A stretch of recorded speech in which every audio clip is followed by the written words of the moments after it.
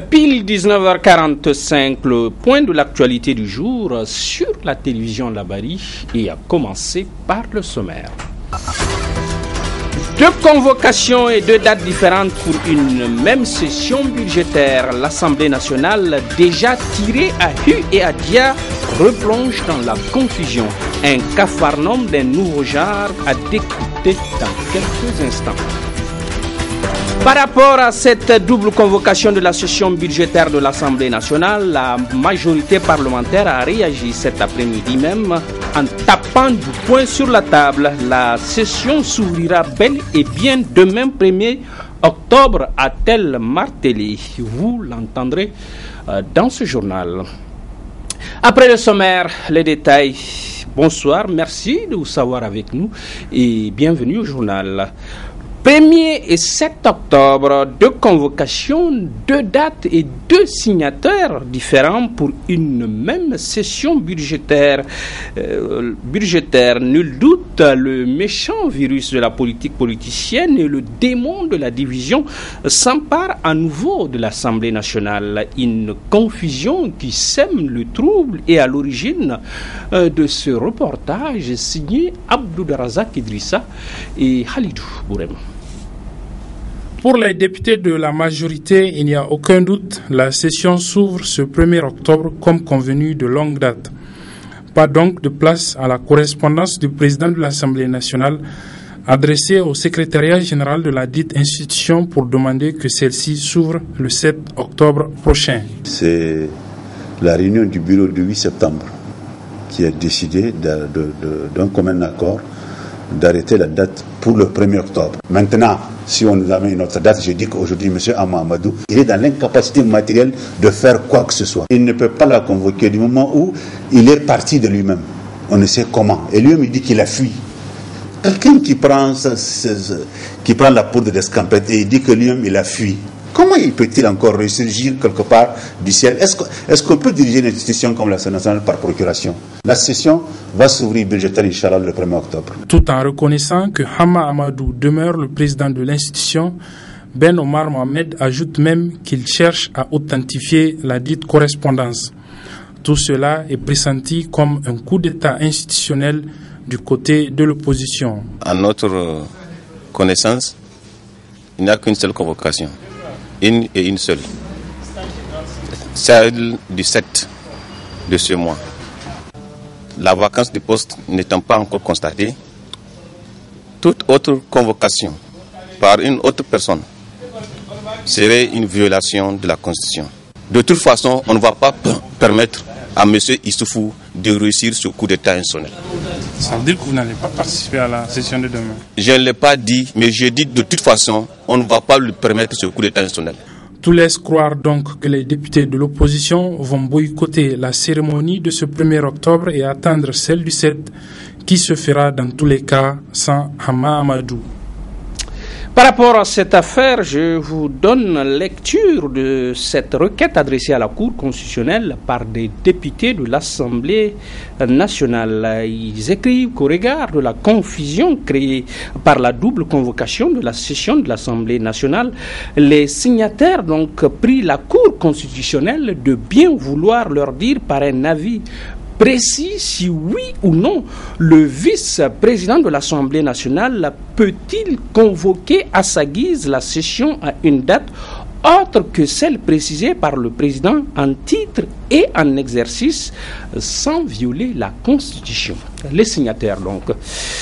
Dans cette confusion sans commune mesure, la majorité parlementaire a également réagi cet après-midi même à Niamey dans un point de presse. La session budgétaire s'ouvrira bel et bien demain 1er octobre, nous dit-elle. C'est chaud bouillant comme dirait l'autre. Ibrahim Tikiri. Il s'agit d'une mise au point de la majorité parlementaire sur la double convocation de la deuxième session ordinaire de l'Assemblée nationale qui suscite de commentaires et interprétations. Celle du président de l'Assemblée nationale en fuite du pays prévue pour le mardi 7 octobre et celle du bureau de l'Assemblée nationale prévue pour demain mercredi 1er octobre 2014. De prime abord, le président du groupe parlementaire Pendes Taraya a rappelé quelques dispositions du règlement intérieur de l'Assemblée nationale. Qui convoque les sessions de l'Assemblée nationale. Et quelle est la procédure? C'est de tout ça que nous allons parler. Là, à l'article 18 du règlement intérieur de l'Assemblée, il est dit que le bureau de l'Assemblée nationale se réunit tous les 15 jours pendant la session, tous les 15 jours. Même s'il n'y a rien à traiter, le président de l'Assemblée doit convoquer la réunion du bureau tous les 15 jours, quand l'Assemblée est en session. Hors session, le bureau a l'obligation de se réunir une fois par mois. Une fois par mois. Alors, j'ai tenu, il faut quand même ajouter que le bureau peut se réunir toutes les fois que les conditions l'exigent. Toutes les fois que les conditions l'exigent, et sur convocation de son président ou de la majorité simple des membres du bureau. J'ai tenu à rappeler les dispositions de cet article-là pour dire que le président de l'Assemblée est absent, mais cet article, durant toute la période d'intercession, a été scrupuleusement respecté par le bureau.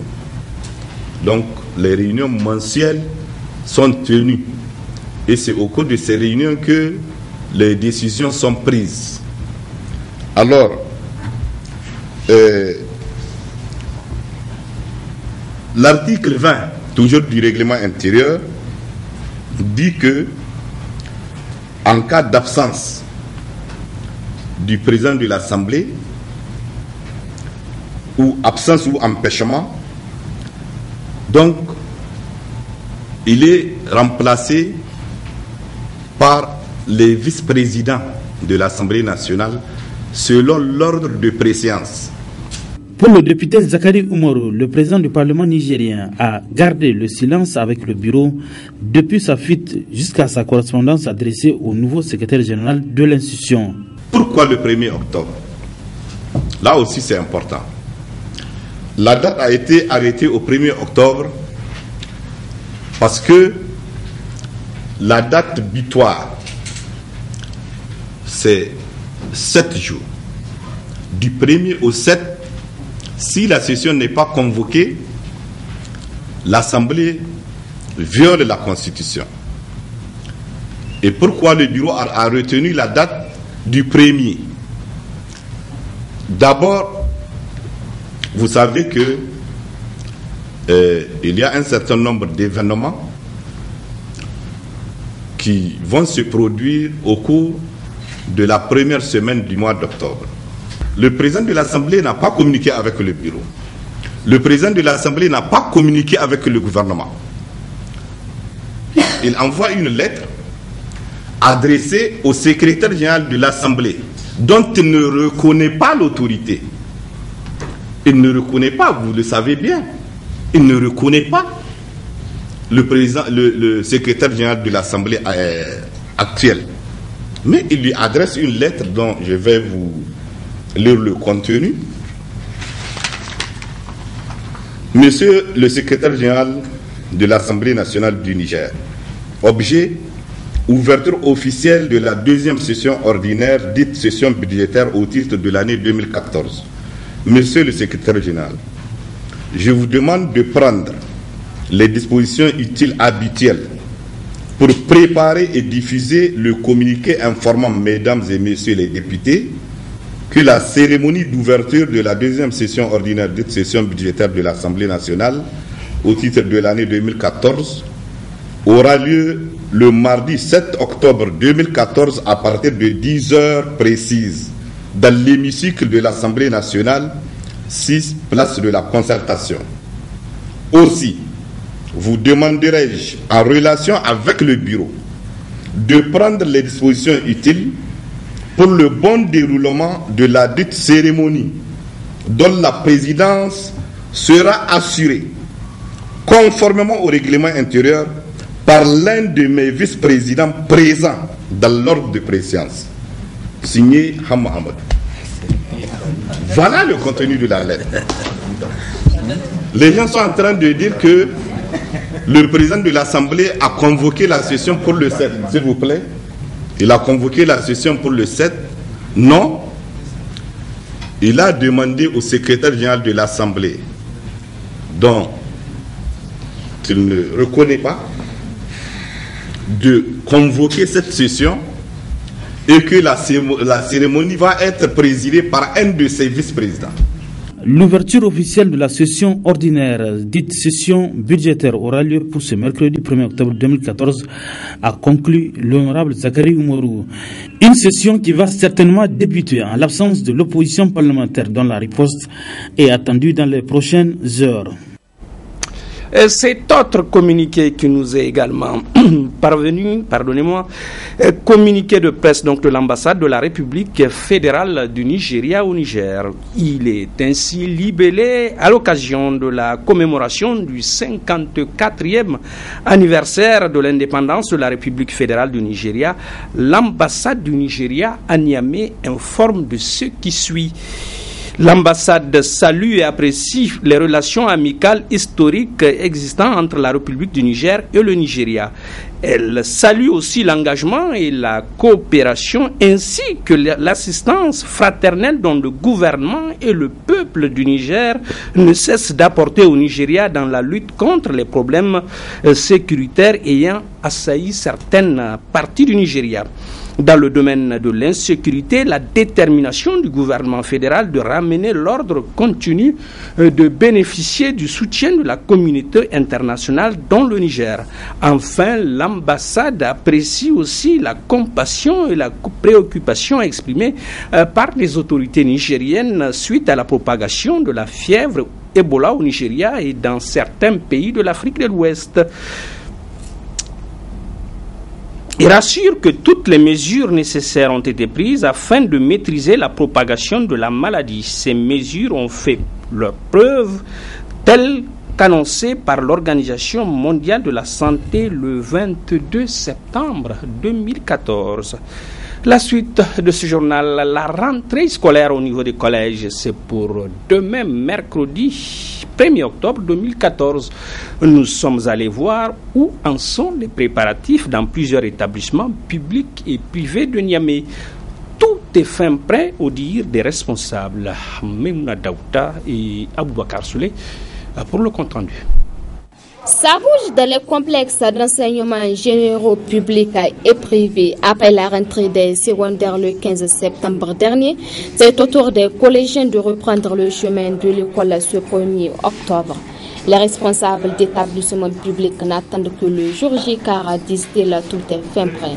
Nos classes sont prêtes, nos tables bancs sont prêtes, nos listes sont prêtes, les fournitures sont là.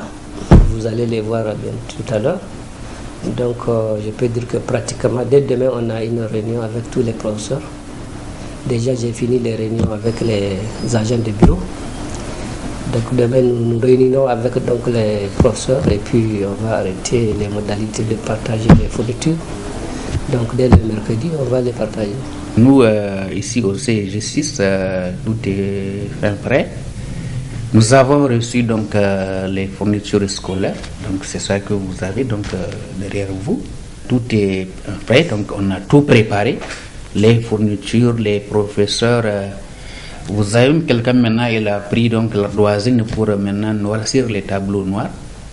Donc tout est prêt en tout cas. Même chose du côté des écoles privées, là également tout est sous contrôle. Comme vous l'avez constaté, je suis avec mes enseignants. Nous sommes sur le calendrier, selon le tableau de service. Donc d'ici demain, chaque professeur aura son tableau de service. Et ce qui montre donc notre niveau d'organisation pour cette rentrée, qu'à partir du 1er même, les cours peuvent commencer. Nous sommes également fin prêts. L'emploi du temps, on a fini de le confectionner. Les professeurs permanents, ils sont déjà en place. Les vacataires également, comme pour le lycée, en grande majorité se sont manifestés déjà. Chacun a eu son emploi de temps. Bref, on n'attend plus que le 1er octobre, comme indiqué, pour que les choses démarrent sans problème. Souhaitons que cette année ne soit pas perturbée comme celle passée qui a été très mouvementée. Dans le sillage de cette rentrée scolaire, le syndicat progressiste des enseignants du Niger, SIPREN, a donné de la voix à travers une déclaration cet après-midi même à Niamey. Le syndicat s'est prononcé sur les conditions de cette rentrée et a rappelé les préoccupations de ses militantes et militants. Compte rendu Asmana China chez Bouguissou. Les syndicats du secteur de l'éducation apprécient bien la préparation de la rentrée académique 2014-2015. À l'exemple du syndicat progressiste du Niger, SIPREN, qui a marqué sa satisfaction à travers cette déclaration. Le BEN SIPREN salue la tenue dans des conditions acceptables de la rentrée au niveau du second cycle du secondaire et félicite les partenaires tout en souhaitant qu'il en soit ainsi pour les autres cycles. Aussi, le BEN SIPREN prend acte des efforts déployés par les autorités, vu le nombre important de fournitures scolaires mises à la disposition des élèves et des enseignants auxquels s'ajoutent les infrastructures scolaires construites. Toutefois, le BEN SIPREN appelle les autorités académiques à veiller pour une bonne utilisation de ces fournitures et constate que les besoins en infrastructures restent entiers malgré les efforts précédemment évoqués. Le SIPREN a également saisi cette occasion pour rappeler aux autorités les préoccupations des enseignants. Le BEN SIPREN fustige le retard accusé dans les paiements des pécules des enseignants contractuels et exige leur paiement à terme échu, et cela à tous les niveaux, de même que le paiement sans délai des rappels sur salaire pour les enseignants des promotions 2009, 2010 et 2011 recrutés à la fonction publique. Le BEN SIPREN constate une certaine lenteur dans le processus du conseil de discipline concernant les camarades enseignants des spéciales A et B et exige des autorités en charge de la question son accélération. 3. Le BEN SIPREN constate avec regret la démission des autorités quant à la formation continue des enseignants et exige de celle-ci des séances de formation continue tout au long de l'année. 4. Le BEN SIPREN dénonce et fustige avec fermeté les différentes irrégularités constatées ça et là dans les recrutements des enseignants contractuels à la fonction publique. Sinon, comment comprendre que des enseignants totalisant 5 à 10 ans de contrat ne puissent pas être recrutés alors que d'autres ayant seulement 1 ou 2 ans de contrat sont recrutés? Espérons que tous les acteurs de l'école nigérienne jouent pleinement leur partition pour une année scolaire 2014-2015 réussie. La dégradation de la situation sécuritaire dans le nord-est du Nigeria, en proie depuis quelque temps, vous le savez, aux attaques mortelles et répétées du groupe Boko Haram, a entraîné un afflux massif des réfugiés nigérians dans la région de Difa. Des réfugiés que notre reporter Hassan Saleh Mustafa est allé voir et nous en parle. La région de Difa, qui partage la même frontière avec l'état de Borno ou Maiduguri au Nigeria, fief de la secte islamique Boko Haram, sert de refuge aux Nigériens, notamment les habitants de Maiduguri et des villages environnants qui fuient les atrocités de Boko Haram. Les communes de Kablewa, de Bosso, de Menesroa, de Toumour et de Difa sont les principaux centres d'accueil. Dans la ville de Difa, qui enregistre chaque jour des Nigériens, les réfugiés laissés à eux-mêmes errent et d'autres se retirent dans la périphérie pour installer leurs cases. C'est l'exemple de Amina qui vit ici avec ses parents malades. Elle se débrouille pour assurer les plats quotidiens.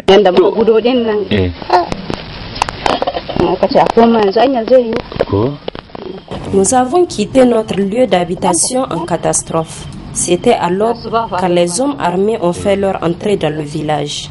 Ils cassent, ils brûlent tout sur leur passage. À peine j'ai pu sauver mon père malade. Vraiment, c'est horrible ce qui s'était passé dans notre village. On a perdu beaucoup de nos proches.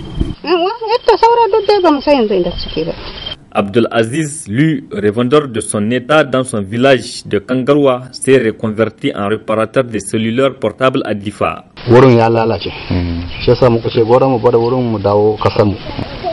On ne peut pas rester dans notre village. On ne peut plus vivre là-bas du fait des attaques de Boko Haram. J'ai environ 4 mois ici.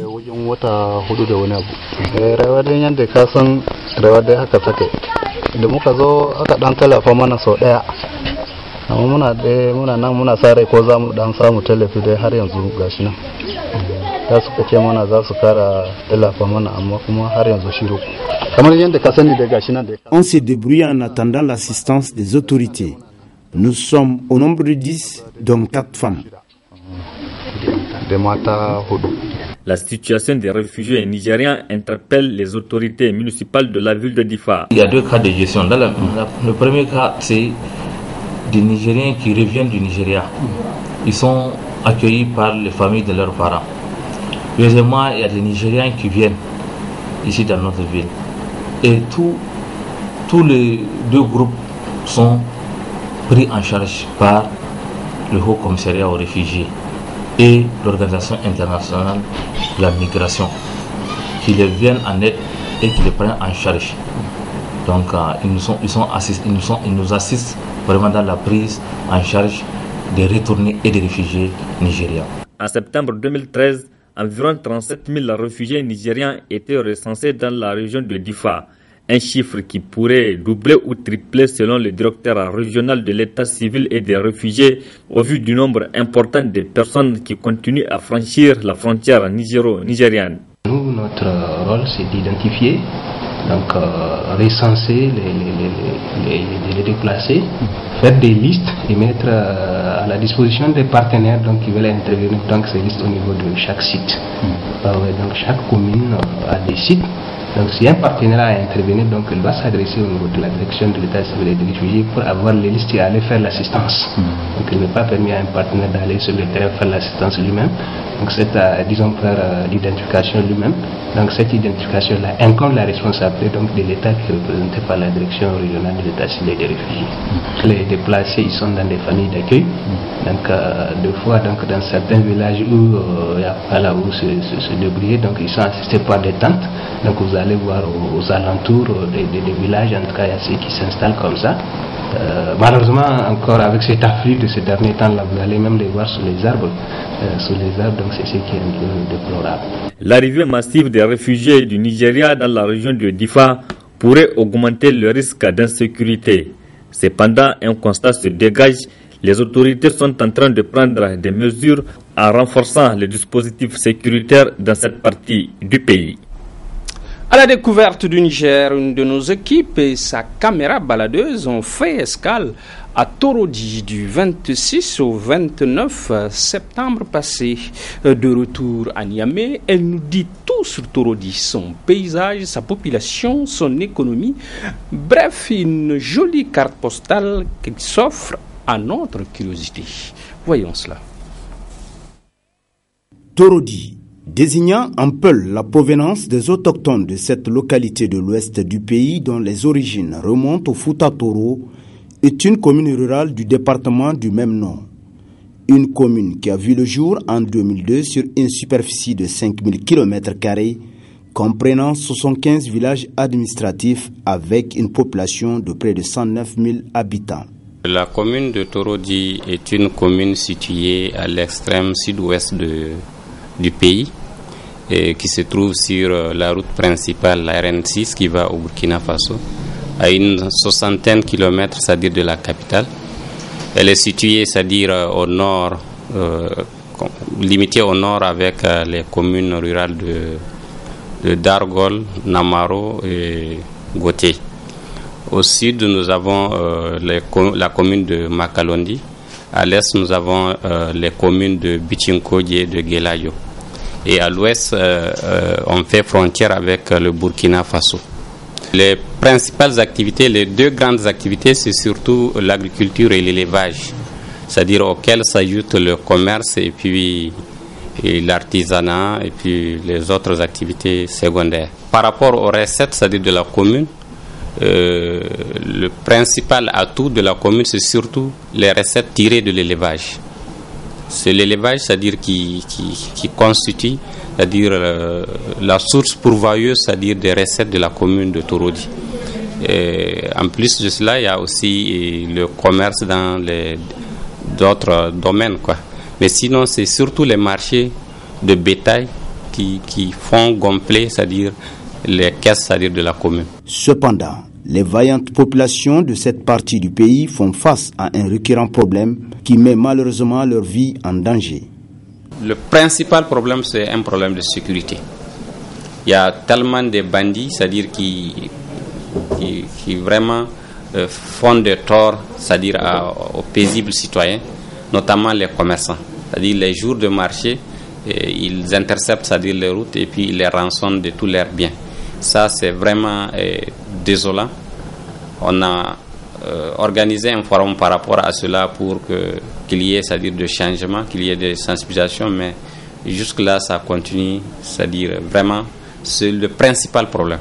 Au vu de la position géographique de cette zone distante de moins de 100 km de la capitale, il est incompréhensible qu'une telle situation perdure sans que les autorités au plus haut niveau ne trouvent des solutions idoines afin de garantir le plein épanouissement des filles et fils de cette contrée du Niger.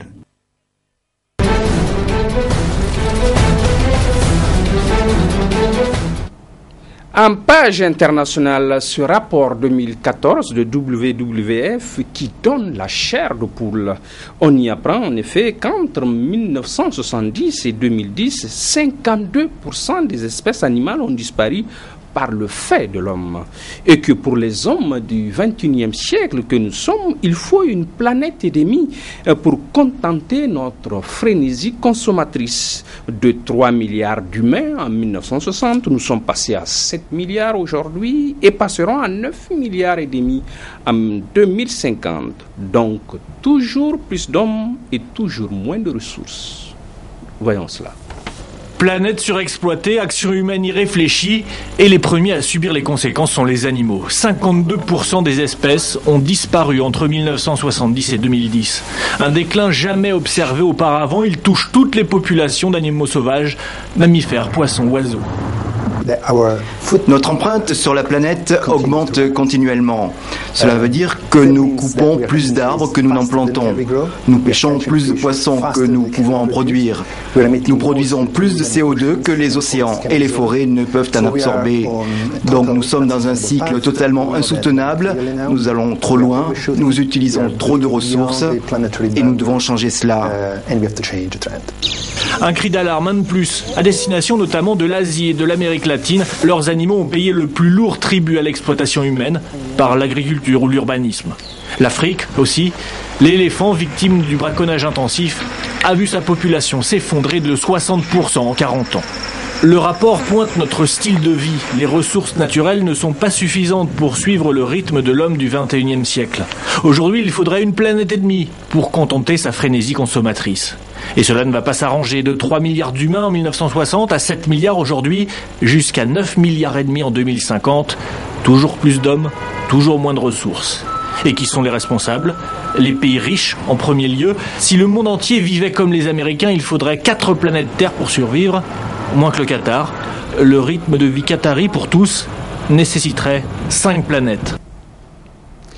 Ainsi va notre monde, hélas. Alors, tâchons d'en prendre soin. C'est la leçon du jour. Bonne fin de soirée à notre compagnie. Au revoir.